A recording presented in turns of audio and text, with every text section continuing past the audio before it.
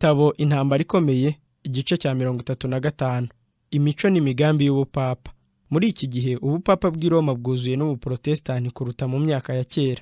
Mu bihugu bimwe aho Gatolika ifite abizera bake, aho ubupapa bugerageza kwiyunga kugira ngo bugarurirwe icyizere, hakomeje kuba itandukaniro rinini ku birebana n'inyigisho zatumye amatorero atandukana n'ubutegetsi bw'ubupapa. Hanyuma baje kwisubiraho bati, ubu ntitugitandukaniye ku ngingo zikomeye nk'uko byari bimeze mbere, kandi imitungo imwe y'itorero ry'abaprotestani izatuma twumvikana na Roma.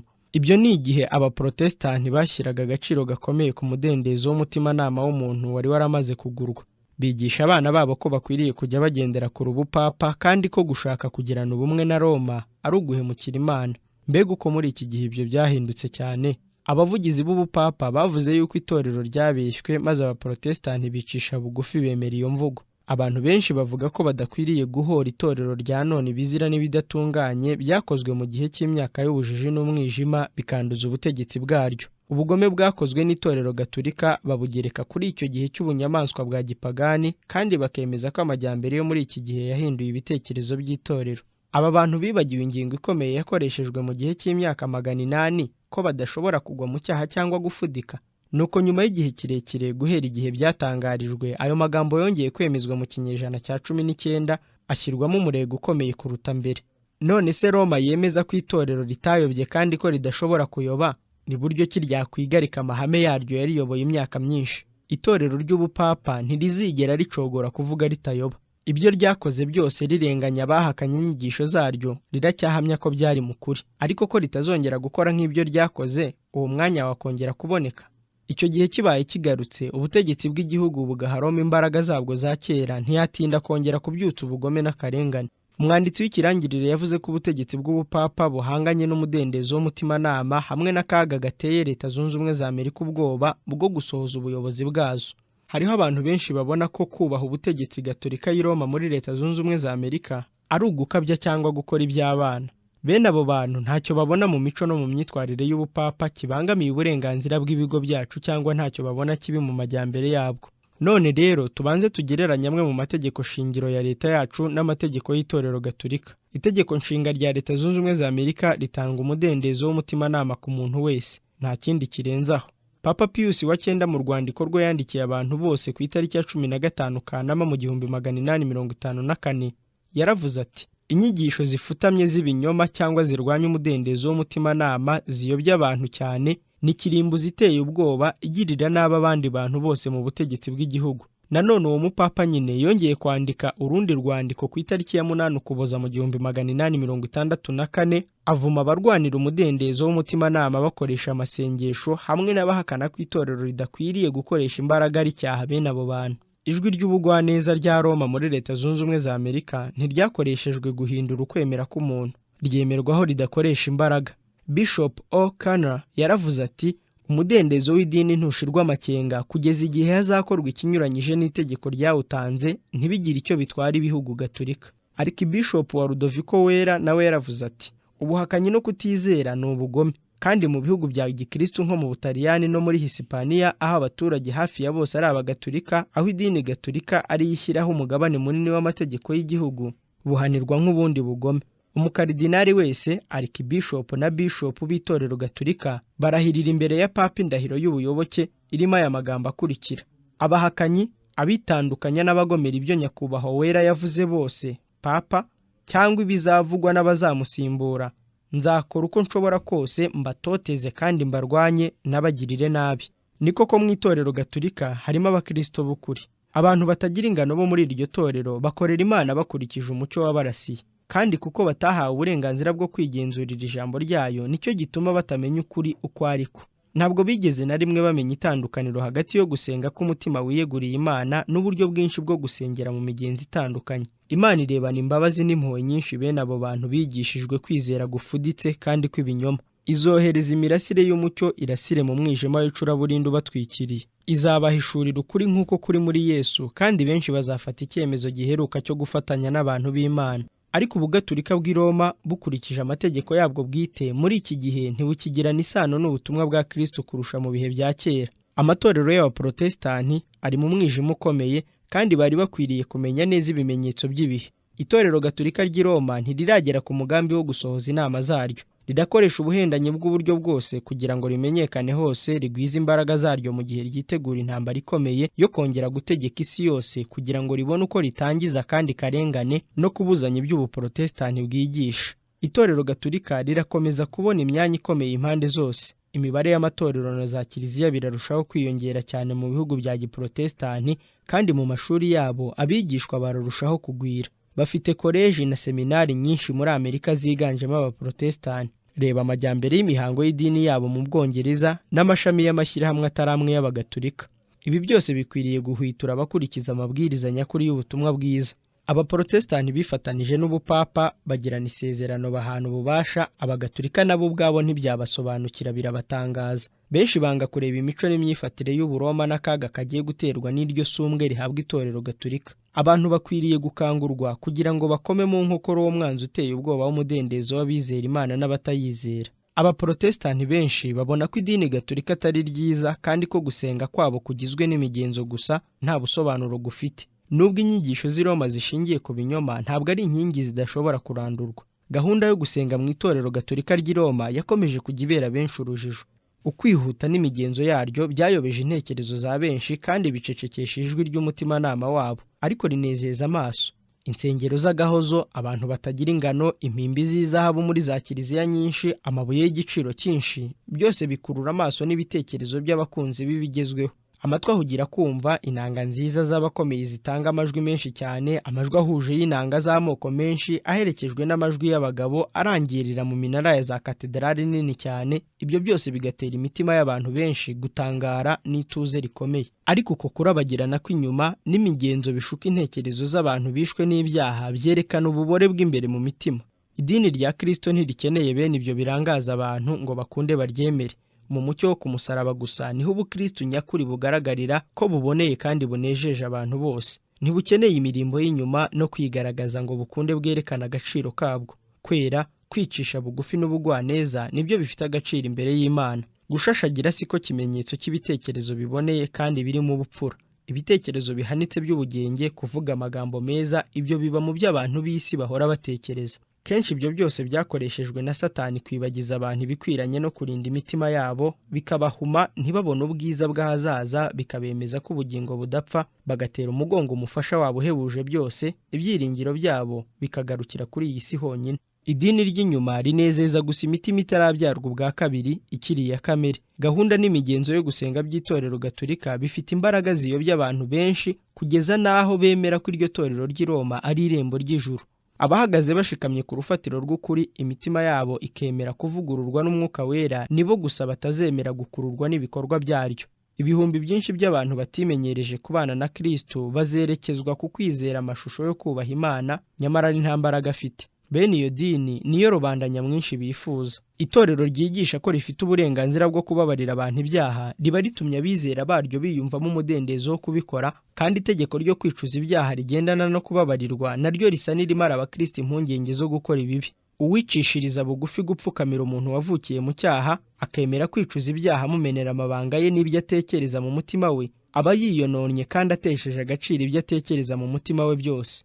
Kumenera padiri ibanga ry'ibyaha wakoze ni ukuvuga kumenera umunyabyaha ibanga ry'ibyaha. Umunyabyaha ufite kamere ipfa, ahari uwo mwanya batasinze da. Umuntu utirinda akaba afite imico yo mu rwego rugayitse, uhora agerwaho n'ingaruka z'ibikorwa bibi, ni ubuyobe bukomeye. Uko atekereza Imana bigaragaza ko ari umuntu waguye mu cyaha, ariko ngo padiri aba ahagaze mu cyimbo cy'Imana.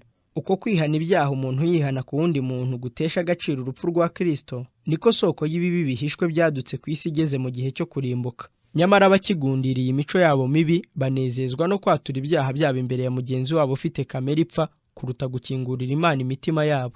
Birushaho kunezeza kamere muntu kwicuza ibyaha kuruta kubyihana no kubireka. Biroroshye kubabarisha umubiri ibigunira no kwisiga ivu kuruta kubamba kamere ya kera. Umutima wa kamere wifuza kuyikoreza imitwaro ivusha amaraso kuruta kwicishiriza bugufi uwo Yesu yikoreye. Hari isano ikomeye hagati y'itorero ry'i Roma n'itorero ry'Abayuda ryo mu gihe Yesu yazaga bwa mbere. Nubwo Abayuda bakandagiraga amategeko y'Imana mu ibanga, ku mugaragaro berekanaga ko bayakomeza cyane, ndetse ku giti cyabo bakongeraho n'undi mugereka w'umwihariko bayaremeresha kuyakabiriza n'imigenzo yabo. byatumye kuyakomeza bihinduka umutwaro uremereye. Nk'uko abayuda biyitaga ko bakomeza amategeko y'Imana, niko n'abaroma biyitaga ko bubaha umusaraba. Bubahaga ikimenyetso cy'umubabaro wa Kristo, ariko mu bugingo bwabo bagahakana uwo kimenyekanisha. Kiliziya Gatulika ihunduza kiliziya zayo imisaraba ku ruhimbi no ku myambaro bambara. Ahantu hose bahubahirisha kuhashyira umusaraba, ariko inyigisho za Kristo zo zaracukuriwe zihambwa zibona munsi y'imigenzi itagira icyo isobanuye. Ubusobanuro bw'ibinyoma n'imigenzi itagira agaciro bihabwa intebe. Amagambo y'Umukiza yerekeye abayuda b'abemezi cyane akoreshwa ku bayobozi b'itorero Gatulika b'i Roma. Bahambirira abantu imitwaro iremereye bakayibashyira ku rutugu, nyamara bo bakaba batakwemera kuyikozaho n'urutoki. Matayo igice cya 23:4. Abantu bafite ibitekerezo bitunganye bahinda umushyitsi iyo batekereje ibyo gucumura ku Mana, igihe benshi mu banyacyubahiro mu itorero bidamarariye mu munezero w'ibyaha. Gusenga ibishushanyo no kwiyambaza abakristo beza bapfuye, abatagatifu, kunamira papa, ibyo byose ni ubuhendanyi bwa Satani bwo kuvana ibitekerezo by'abantu ku Mana no ku mwana wayo, abategurira kurimbuka. Umwanzi wabo akura ibitekerezo byabo kubonerwamo agakiza, akaberekeza ku kintu cyose cyashobora gusimbura uwavuze ati, mwese abarushye n'abaremerewe nimuze munsange mbaruhure, kandi nzabaha n'aho muruhukira. Satani akorana umwete mwinshi yerekana imico y'Imana uko itari, ahindura kamere y'icyaha n'inkomoko nyakuri y'intambara ikomeye. Mu buhanga bwe acubya umurego wagombaga gukoreshwa mu gukomeza amategeko y'Imana, ahubwo akoshya abantu ko habonetse uburenganzira bwo gukora icyaha. Muri icyo gihe kandi abemeza kwizera ibinyoma, bakabona ko Imana iteye ubwoba, bakumva bayanze aho kuyikunda. Ubugizi bwa nabi Satani yahoranye mu mico ye kuva kera akabwikuraho, maze akabugereka ku Muremyi. Abihindura atyo afashijwe n'abitwa ko ari abantu b'Imana, maze bakabisohoza mu gihe cyo kuramya. Nuko ubwenge bw'abantu bukarindagira, akaba arababonye akabinjiza mu ngabo ze mu ntambara yo kurwanya Imana. Kubwo kugoreka imico y'Imana, amahanga ya gipagani aboneraho kuza gutamba ibitambo by'abantu n'ibindi bikorwa biteye ubwoba. Itorero Gatulika ry'i Roma ryahuje imigenzo ya gipagani n'iya Gikristo. Itorero rihera ubwo ryerekana imico y'Imana uko itari. Ingaruka zo kuvanga imigenzo ya gipagani n'iya Gikristo zabaye ubugome n'ubugizi bwa nabi. Igihe Roma yambikwaga ikuzo rikomeye, Roma yacurishije intwaro zo kuzica urubozo abatemera amahame y'inyigisho Gatulika. Hari harateguwe igiti cyo gutwikiraho abatemera amahame yabo. Bategura ubwicanyi bwo mu rwego ruhanitse budashobora gusobanukira ubwenge bw'abantu, kugeza ubwo buzerekanwa ku munsi w'urubanza. Abanyacyubahiro bo mu itorero bayobowe na shebuja Satani bigishijwe ubugome bw'uburyo bwose bwo kwica urubozo, badahorahoje abatemera inyigisho zabo, kugira ngo nibishoboka babakure ku cyejo. Abenshi bababarishaga gukomeza kubavuma, kugeza ubwo babageza ku buribwe buheruka bwo kubabaza kamere muntu, kugeza n'igihe uwababazwaga abona ko gupfa ari byo byiza. Uko niko uwahakanaga inyigisho za Roma yagenzwaga. Naho abizera b'i Roma bo bahanishwaga igihano cyo gukubitwa imikoba, ubundi bakabicisha inzara, bagahanishwa kubabaza imibiri yabo uburyo bwose babona ko bwababaza umutima. Kugira ngo bahamye neza ko ijuru ribemeye, abicuzaga ibyaha byo kwica amategeko y'Imana bagombaga kwica amategeko y'ibyaremwe. Babwirwaga guca imirunga yashyizweho n'Imana, guhesha imigisha no kunezeza abantu igihe bakiri ku isi. Amarimbi yuzuragamo miliyoni nyinshi z'abantu bazize akarengane, bamaze igihe ku isi bagerageza gusimbuza kamere y'icyaha mu bugingo bwabo intekerezo nshya zo gukunda bagenzi babo. Niba dushaka kumenya neza ubugizi bwa nabi bwa Satani bwo mu gihe cy'imyaka magana menshi butakozwe n'abatazi ijambo ry'Imana, ahubwo bukaba bwarakozwe mu bihugu by'Ubukristo, dukwiriye gusoma ibitekerezo byo mu gihe cy'Abaroma. Muri ubwo buhendanyi niho umutware w'ibi byose agera ku mugambi we wo kubuza abantu kubaha Imana, akabaheza mu butindi. Iyo tubonye uko Satani yashoboye kwihindura akagera ku mugambi we afashijwe n'abayobozi b'itorero, ubwo duhera ko tumenya ikimutera kurwanya ibyanditswe byera. Abantu bagiye basoma Bibiliya yabereka urukundo rw'Imana n'imbabazi zayo. Bibiliya yabasobanurira ko Data wo mu ijuru atagira uwo yikoreza umutwaro uremereye, ahubwo atubwira kugira umutima umenetse, wicisha bugufi kandi wumvira umwuka w'Imana. Nta cyitegererezo Yesu yadusigiye mu mibereho ye cy'uko abagabo n'abagore bakwiriye kwifungirana mu mazu y'abihaye Imana ngo babone kuba babonereye kujya mu ijuru. Ntaho yigeze avuga ko urukundo n'imbabazi bikwiriye kugira ikindi kintu kibisimbura. Umutima we wahoraga usabwe n'urukundo. Uko umuntu arushaho kwegera Imana, niko arushaho kwiyumvamo ko ayikeneye, kandi ni nako yiyumva ko ari umunyabyaha, akarushaho kubabazwa n'ibibi yakoze. Papa yiyise umusimbura wa Kristo ku isi, ariko si imico ye hari aho ihuriye n'iy'Umukiza wacu. Mbese Yesu hari abo yigeze gushyira mu nzu y'imbohe kuko batamuhaye icyubahiro cy'umwami w'ijuru? Mbese hari uwigeze kumva ijambo rye acira abantu urubanza rwo gupfa kubera ko batamwizeye? Igihe abaturage bo mu mudugudu wa Samariya bamwirukanaga bakanga kumucumbikira, intumwa Yohana yararakaye aramubaza ati, Mwami, wakunda yuko dusaba Imana umuriro ukava mu ijuru ukabakongora bose bagashiraho nk'uko Eliya yabigenje? Yesu yarebye abigishwa be yumva bababariye, maze acyaha uwo mwuka mubi wari ubarimo ati, Umwana w'umuntu ntiyaje kurimbura abantu, ahubwo yazanywe no kubaha ubugingo. Luka igice cya 9:54 n'uwa 56. Mbega ngo umutima wa Kristo uratandukana cyane n'uwo wiyitaga ko amuhagarariye ku isi. Muri iki gihe itorero Gatolika ryerekana ubutungane imbere y'amahanga, ariko butwikiriye ubugome. Ryambaye imyambaro isa n'iy'Abakristo, ariko ntiryahindutse. Amabwiriza yose ubupapa bwagenderagaho mu bihe byashize buracyayakurikizana amagingo aya. Riracyagendera ku mahame ryihimbiye mu gihe cy'umwijima. Ntihakagire umuntu wihenda. Ubupapa abaprotestani biteguye kunamira ni bumwe na bwa bundi bwategekaga isi mu gihe cy'ubugorozi, igihe abantu b'Imana bahagurukiraga icyarimwe kurwanya ibyaha mu itorero bigatuma bahara amagara yabo.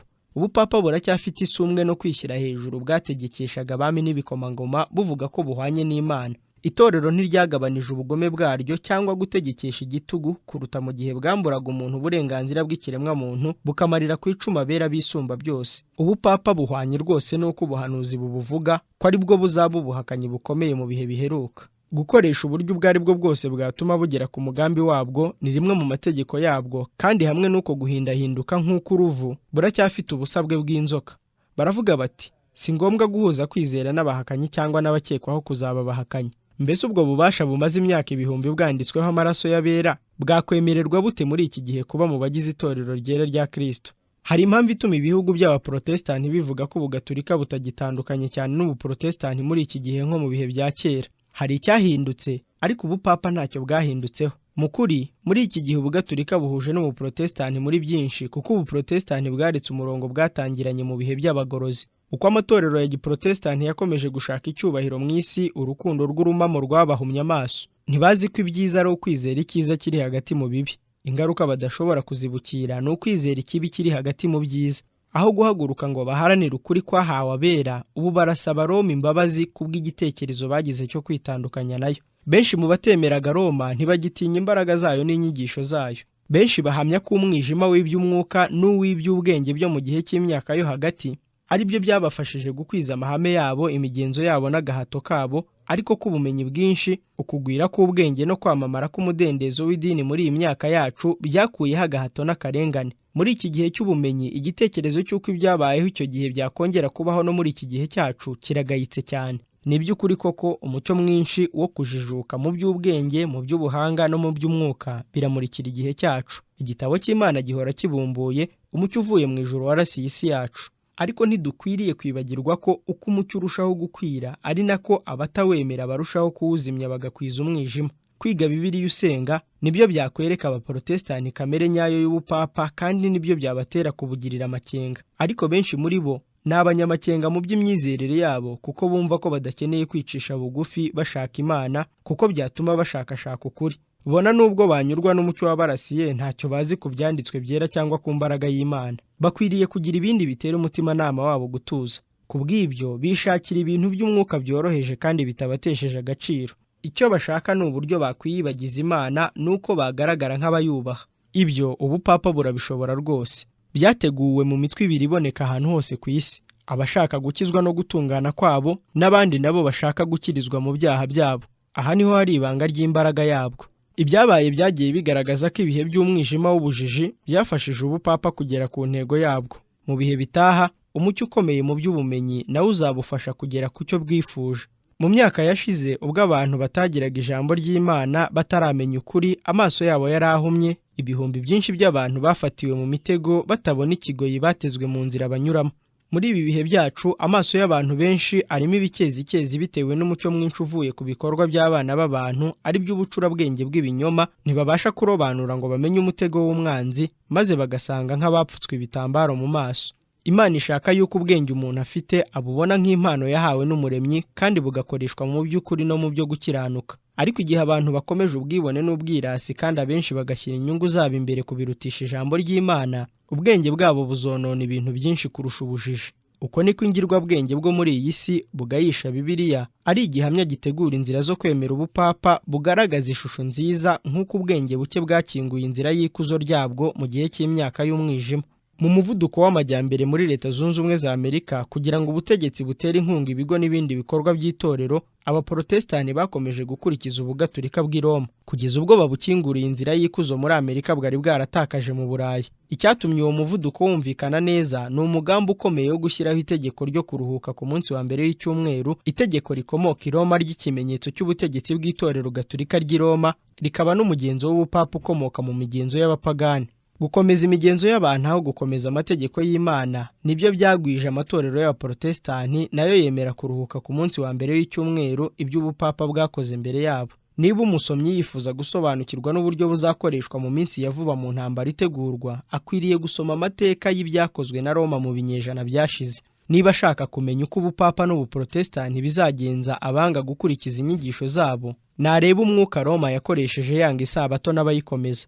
Iteka ryaciwe n'umwami, inkiko z'ikirenga, itegeko teka ryatanzwe n'itorero rishyigikiwe n'amajwi ya rubanda nibyo byatumye umunsi w'ibirori by'abapagani uhabwa umwanya w'icyubahiro mu itorero rya Gikristo. Ubwa mbere kuruhuka ku cyumweru ku gahato byategetswe n'umwami Constantine mu mwaka wa 321 nyuma ya Kristo. Iryo tegeko ryavugaga ko abatuye mu mudugudu bose baruhuka kuri uwo munsi w'izuba uhawe ikuzo n'icyubahiro, ariko rikemerera abaturage bo mu byaro gukomeza imirimo yabo y'ubuhinzi. Nubwo ari itegeko ry'ibya gipagani, ryashyigikiwe, rishyirwaho umukono kandi ritangazwa n'umwami w'abami Constantine amaze kwitirirwa ubukristo. Amaze kubona ko itegeko ry'umwami ridahagije kuba ryasimbura ububasha bw'Imana, Eusebius wari bishop w'i Kayizariya, wari inshuti ikomeye n'umujyanama wa Constantine, yavuze ko Kristo yakuyeho isabato y'umunsi wa karindwi akayishyira ku munsi wa mbere w'icyumweru. Nyamara ariko nta buhamya yashoboye kubona mu byanditswe byera bwemeza izo nyigisho nshya. Eusebius ubwe nubwo atabishakaga, ariko yavuze adaciye iruhande ati, ibyakorwaga ku munsi w'isabato twabihinduye ku munsi w'umwami. Impaka zerekeye umunsi wa mbere w'icyumweru nubwo nta shingiro zari zifite, zanangiye imitima y'abantu bakandagira isabato y'Uwiteka Nyiringabo. Abashatse icyubahiro cy'isi bahisemo umunsi w'ibirori bya gipagani. Uko ubupapa bwakomeje kugira imbaraga, niko icyumweru cyakomeje guhabwa ikuzo. Bigitangira abahinzi bakomeje imirimo yabo isanzwe igihe babaga batagiye gusenga. Umunsi wa karindwi ukomeza gufatwa nk'umunsi wo kuruhuka. Ariko hanyuma hagiye habaho guhinduka. Abakozi bo mu nkiko babujijwe guca imanza z'abaturage ku munsi wa mbere w'icyumweru. Hanyuma gato abakozi bo mu nzego bategekwa kureka imirimo yose, maze abakoze ku cyumweru abakire bagacibwa ibihano, naho abakene bagahanishwa gukubitwa ibiboko. Hanyuma haje gutangwa itegeko ko abakire bazagira umurimo wose bakora ku cyumweru bazahanishwa igihano cyo kunyaga umugabane wa kabiri w'ubutunzi bwabo. Ku iherezo nibatava ku izima bazahindurwa ibiretwa. Abakene bo hasi bagacibwa mu gihugu buheriheri. Hakurikiyeho kwitabaza ibitangaza by'ibihimbano. Mu bitangaza hari kimwe cy'umugabo umwe wagiye mu murima guhinga ku cyumweru, afata icyuma cyo guhanagura igitaka ku isuka ye, cya cyuma kimwishinga mu kiganza, akimarana imyaka 2 akigendana, aribwa cyane kandi afite isoni nyinshi. Byakuwe mu gitabo Historical and Practical Discourse on the Lord's Day, page y'147, cyanditswe na Francis West. Hanyuma papa yategetse abapadiri bayobora paruwasi guhana bihanukiriye abazazirura icyumweru, bakabatumira kujya kuvuga amasengesho muri kiliziya ngo batiteze ubwabo hamwe n'abaturanyi babo. Nyuma inama nkuru y'amatorero irabihinyuza, ivuga yuko n'abaprotestani byabayeho kenshi abantu bakoze ku cyumweru maze bakubitwa n'inkuba, ikimenyetso cyerekana ko uwo munsi koko ari uw'isabato. Abayobozi b'amatorero baravuga bati, ibyo byerekana mu kuri uburakari bw'Imana ku bantu bazirura uwo munsi. Abapadiri, abami, ibikomangoma n'abakristo bose bongeye kurarikirwa gukora uko bashobora kose kugira ngo uwo munsi uziririzwe nk'uko biwukwiriye kandi nk'uko binakwiranye n'ubukristo, maze mu idini uwo munsi ukaziririzwa no mu bihe bizaza. Kuko amategeko y'inama nkuru z'idini atarahagije, ubutegetsi bwa leta bwasabwe gukora itegeko teka rizatera abantu ubwoba, abaturage bagakuka imitima, rikabahatira kureka imirimo ku munsi w'icyumweru. Mu nama nkuru yabereye i Roma, amategeko yose yashyizweho mbere yongeye kuvugururwa kandi barushaho kuyashyiramo umurego, maze bayongera mu mubare w'amategeko y'idini n'aya leta asanzwe mu bihugu byose bya Gikristo. Kubwo kubura ubuhamya bwo mu byanditswe byera bushyigikira umunsi w'icyumweru, abakiruhukaho bakomeje kujya bagira ingorane zikomeye. Kenshi abakristo bagiye babaza abayobozi babo aho bakuye ububasha bwo gukuraho itegeko rya Yehova wavuze ati, umunsi wa karindwi niwo sabato y'Uwiteka Imana yawe. kugira ngo babone amagambo basimbuza ubuhamya bwo mu byanditswe byera badashobora kubona, byabaye ngombwa kwiyambaza amagambo y'abantu. Nko mu iherezo ry'ikinyejana cya 12, umuhamya w'umunyamwete w'ibyo kuruhuka ku cyumweru yasuye amatorero yo mu Bwongereza, ahahurira n'abahamya b'ukuri kwa Bibiliya bahangana nawe, maze umuhati we umubera imfabusa, ava muri icyo gihugu asubira iwabo nta mbuto ateye. Bamuhaye amafaranga yo gushyigikira izo nyigisho zabo, none hagaruka afite icyo yishingikirizaho. Nyuma y'igihe kitari gito abona abamwakira, maze biramunezeza. Yari agarukanye umuzingo w'igitabo avuga ko wamanutse mu ijuru ku Mana ubwayo, cyari cyanditswemo amabwiriza n'amategeko yo kuruhuka ku munsi w'icyumweru, kandi atera ubwoba batemeraga iryo tegeko ry'icyumweru. Icyo gitabo gikomeye cy'ishingiro ry'ibinyoma gusa, gishyigikiwe n'itorero, bakwije inkuru ko cyamanutse mu ijuru kikagwa mu rusengero rw'i Yerusalemu ku ruhimbi rwa Simiyoni wera, ahahoze ari Gologota mbere. Ariko mu kuri inkomoko yacyo ni i Roma kwa Papa.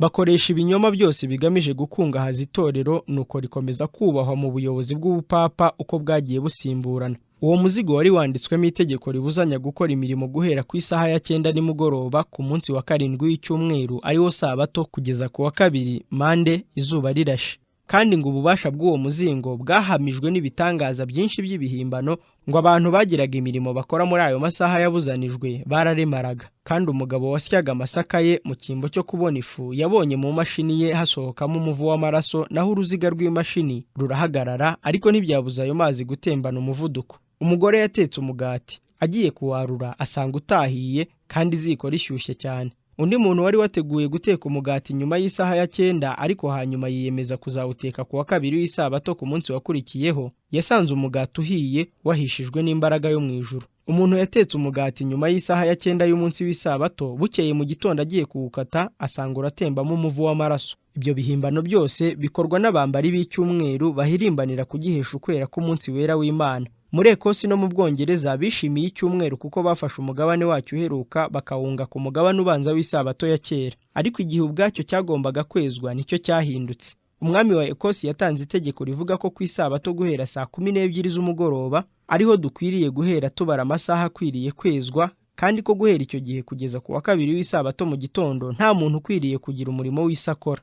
Bakoresheje umwete mwinshi kugira ngo icyumweru kibe umunsi wera, abapadiri ubwabo bemeraga ku mugaragaro ko isabato yashyizweho n'Imana, kandi bakemera ko yakuweho n'umuntu. Mu kinyejana cya 16 inama nkuru y'ubupapa yasohoye itegeko rivuga ngo abakristo bose bibuke ko umunsi wa 7 wejejwe n'Imana, kandi warakiriwe uranakomezwa, bitari ku Bayuda gusa, ahubwo wanakomejwe n'abantu bose basenga Imana. Nubwo twebwe abakristo twahinduye umunsi w'isabato wabo tukawushyira ku munsi w'umwami wacu. Abakinisha kugomera itegeko ry'Imana ntabwo bari bayobewe icyo bakora icyo ari cyo. Ubwabo bishyize hejuru y'Imana. Icyitegererezo giteye ubwoba cy'uko Roma yagenzaga bahakanaga ayo mahame mashya cyakomeje kubaho igihe kirekire cy'akarengane, cyatembyemo imivu y'amaraso y'abavoduwa. Bamwe muri bo bari bagikomeza isabato, abandi nabo bababajwe batyo kuko bizeraga itegeko rya 4. Amateka y'itorero mu gihugu cya Ethiopia na Abisiniya abisobanuyeho neza.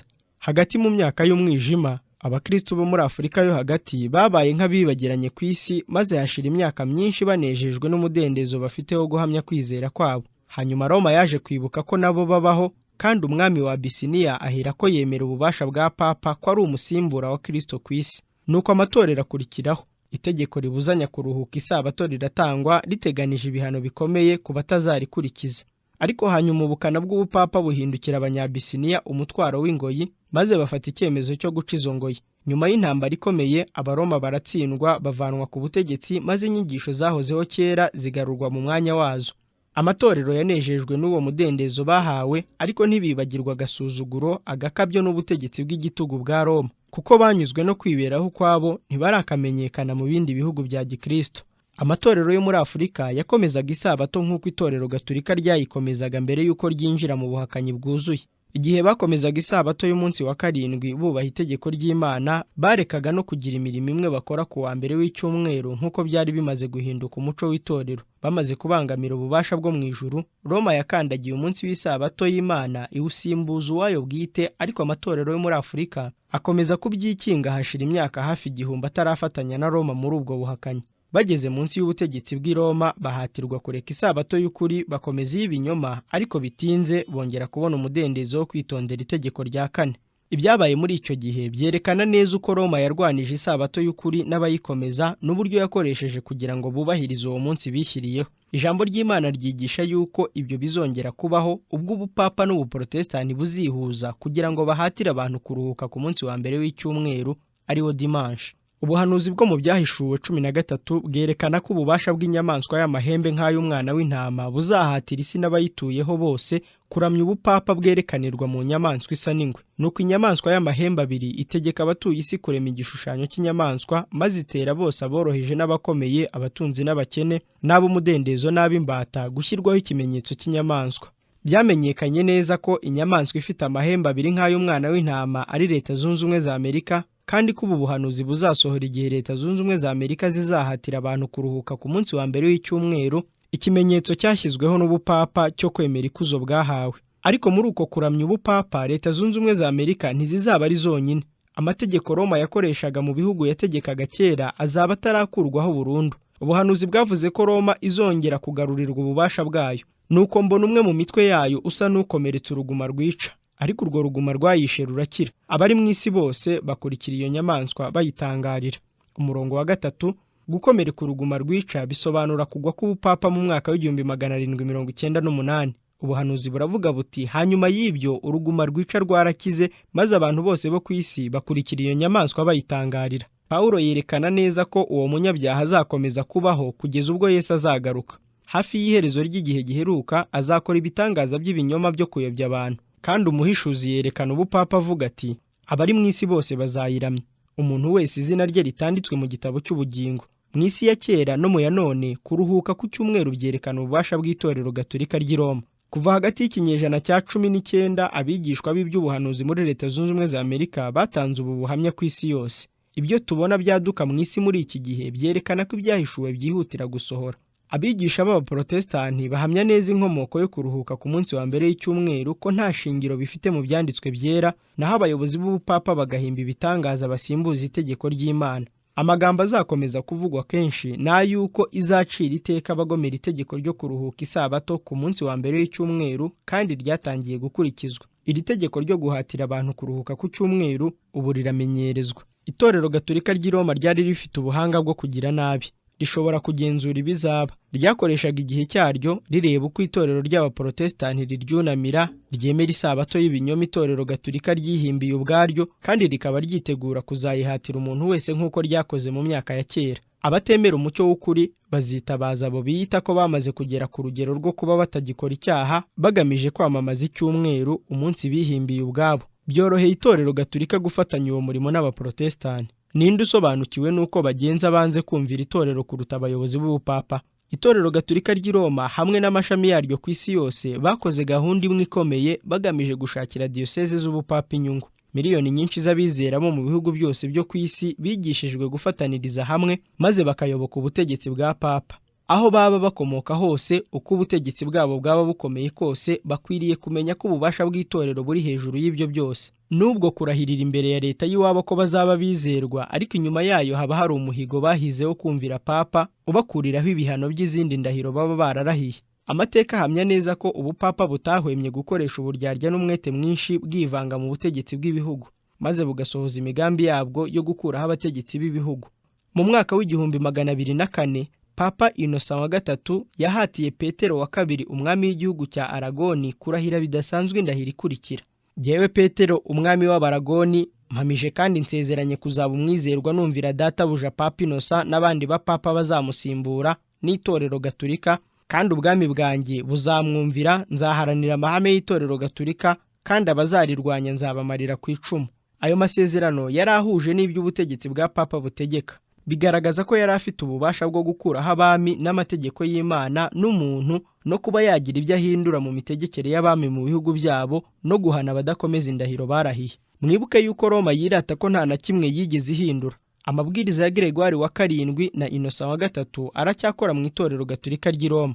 itorero rifite ububasha rirashaka kubikora rikoresheje imbaraga nko mu binyejana byashize. Abaprotestani bazi bike byatumye bemera gufasha Roma igikorwa cyo gushyiraho umunsi wa mbere w'icyumweru, naho abagatulika bo bashishikariye gusohoza umugambi wabo. Itorero ry'i Roma rigambiriye kwigarurira ikuzo ryaryo ryabuze. Ayo mabwiriza agiye gutangizwa muri Leta Zunze Ubumwe za Amerika, maze itorero rijye riyobora ibikorerwa mu butegetsi bw'ibihugu byose, kandi ibikorwa by'amadini bijye bigenwa n'amategeko y'abaturage. Mu ncamake, ububasha bw'itorero na leta nibyo bizajya bitegeka umutimanama w'abantu. Ubwo nibwo intsinzi y'itorero ry'i Roma muri icyo gihugu izaba igezweho. Ijambo ry'Imana ryatanze imiburo ku kaga kagiye gutera. Ibyo ntibikwiriye kwirengagizwa. Abaprotestani bazagera aho bamenye neza imigambi nyakuri ya Kiliziya Gatulika, uretse ko bazabyibuka baratinze batagifite uburyo bigobotora muri uwo mutego baguyemo. Itorero Gatulika ry'i Roma riragenda ryomboka risatira ububasha bwaryo ryahoranye. Inyigisho zaryo mu biterane muri za kiliziya zirategura inzira mu mitima y'abantu. Riregura rwihishwa inyubako yaryo yaguye kugira ngo rigarure akarengane ku bataryemera. Rirahuriza hamwe imbaraga zaryo ritegura intwaro mu ituze no mu ibanga rikomeye ngo ritangire intambara igihe nikigera. Ritegereje gusa ko igihe kigera, kandi icyo gihe ryamaze kugihabwa. Tugiye kureba kandi twumve, nibwo tuzamenya itorero ry'i Roma icyo ari cyo. Umuntu wese uzizera kandi akumvira ijambo ry'Imana azasakirana n'ibigeragezo n'akarengane.